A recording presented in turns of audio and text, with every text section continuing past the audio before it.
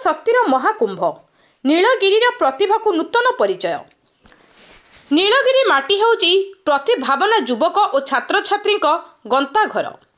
आज नीलगिरी निर्वाचन मंडली अंतर्गत तेलीपाड़ा उच्च विद्यालय पड़िया बाबा बैद्यनाथ युवक संघ पक्षर आयोजित 30तम वार्षिक युव सांस्कृतिक क्रीड़ा उत्सव में मुख्य अतिथि भाव विधायक संतोष खटुआ जोगदे यह महान यज्ञर शुभारंभ कर पाखापाखि 20टी विद्यालयर 1200 रु अधिक छात्र छात्री उत्साहजनक भागीदारी प्रमाण करिछि अंचलर अग्रगति।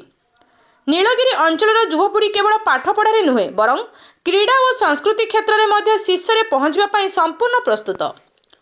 जीवन में श्रृंखला एकता एवं संघर्ष करिवार मानसिकता केवल क्रीड़ा मैदान ही शिखिबाकु मिलिथाय बोली विधायक श्री खटुआ मतव्यक्त करिसेंति। एही 30 वर्षर गौरवमय परंपरा को बजाय रखिबारु बाबा बैद्यनाथ युवक संघर समस्त कर्मकर्ता को विधायक साधुवाद जणाउछंती।